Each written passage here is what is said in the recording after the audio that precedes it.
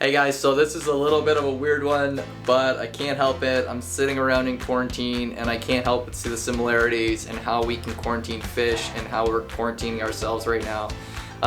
So I just put together a couple tips on how to better quarantine your animals when they come into captivity. And it just so happened that these tips also apply to us in quarantine. So as we all sit around like a fish in a fishbowl, we should maybe consider these 3 quick tips. So first things first, I'll just explain kind of how COVID-19 actually spreads. I'm not a doctor, but as far as I know, this is how it works. Basically, COVID-19 is a influenza that travels through respiratory droplets. So just imagine it's like a wet, sticky membrane that can attach to surfaces and live on both living and non-living surfaces for a given period of time. So when these droplets end up on, door handles, or they're put in the air by sneezing or things like that, they can come in through the new hosts by, touching our mouths or eyes or our nose.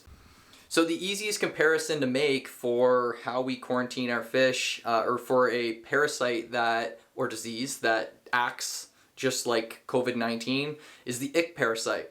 So for those who don't know, the ick parasite is a small ciliate type parasite that will travel through both freshwater and saltwater depending on the species.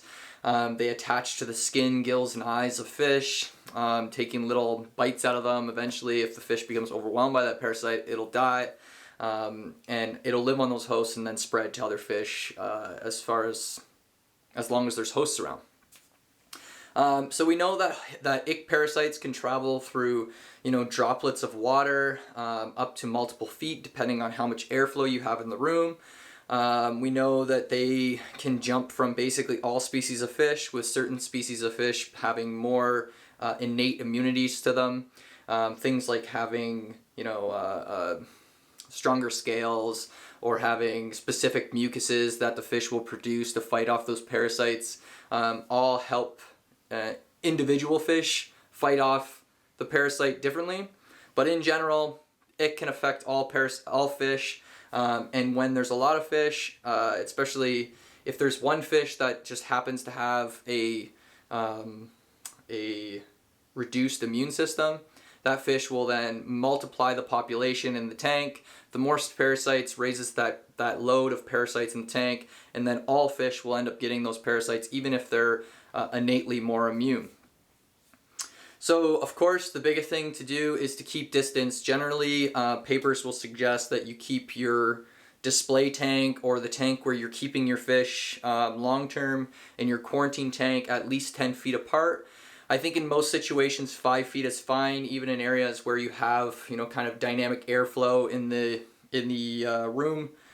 Generally, those droplets of water can't carry the fomites of the ick much farther than 5 feet, based on what's been kind of researched so far. We also know that COVID-19 can live on surfaces sometimes for multiple weeks, depending on what the surface is. Same thing happens with the ick parasites. Generally speaking, you want to allow at least a 3-week follow period. So if you have a quarantine tank that's been treated with ick, or has had ick in the past, you move those fish out of that tank. Generally, you want to give that tank a minimum of 3 weeks with no fish in there. That allows those parasites to die off because they have no fish to feed on. So general rule of thumb, when you move those fish out of your quarantine tank, allow at least a 3-week period, fallow period, where those ick parasites should die out. To increase that time, you can always raise the temperature a bit if nothing else is in the tank that's going to be affected. Ideally, you skip that whole fallow period and you just dry out the tank completely and clean it with those solutions that I said earlier. The next thing that I don't think we talk about enough is how we manage our stress. So during a stress response, of course this plays the same way for our fish versus us. Our bodies produce a whole slew of different hormones during stressful periods, but the major one is the one called cortisol. In short doses, cortisol has great effects on the body. It allows you to mobilize sugars and get out there and feed. It increases your immune system in short periods of time, gives you energy, all of those great things. But in long, prolonged periods of time, steroid hormones like cortisol actually can detach proteins, cause obesity, reduce immune system, and cause all kinds of problems. So always keep that in mind, especially if you're sitting in quarantine yourself right now, or if you've got your fish in quarantine. Short stress is good, long stress is bad. We never want to put our bodies through long-term or prolonged stress. If you're sitting at home and you're feeling stressed about something, find your ways to deal with the stress.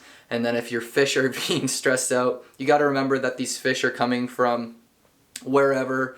They're being shipped, they're being in different containers, they're being exposed to different water parameters. There's all these different stressful situations. So the quarantine period is a great time to allow them to just chill, put some decorations in there to stimulate their minds, make sure there's good water quality, and then feed them high quality foods. And one of the greatest things to do to help them with their stress is to feed them things that are live. Ideally you can feed them different worms, or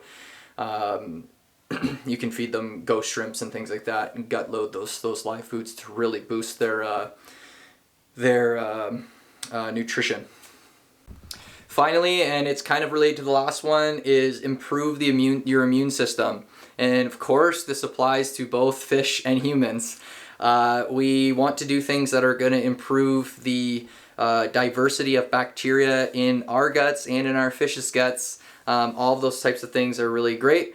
So the first thing that you want to do, especially with your fish and yourself, is to eat good foods. Eating good foods will allow good bacteria to grow in your gut rather than bad bacteria. We hear all this stuff about your gut biome or your microbiome in your gut, and how important it is, and we're just starting to figure it out with fish. So with your fish, make sure you're feeding fish foods that are high in, have a wide nutrient profile. Generally speaking, just stick to your frozen foods. Ideally, you can enrich them with things like Celcon or Biohuva, which will give them some of those much needed vitamins and amino acids during these stressful times. So we kind of have these, three pillars of, raise your immune system, decrease stress, which also happens to raise your immune system, and then keep away. I think if we follow those three pillars for both ourselves and our fish, we'll increase the rate of survival for our quarantined fish. And not only for our fish, we also will flatten the curve and improve our situations we have right now with global health. And so with that, I'll kind of end off there. Thanks everybody for tuning in. If this was helpful, great. If there's something else that you think we should talk about during this quarantine time, let me know. And have a great time out there. Catch up on some sleep or some reading or whatever you do for fun. Big shout out to all the healthcare professionals out there that are working so hard and putting their butts on the line right now for us. So thanks everybody. Bye.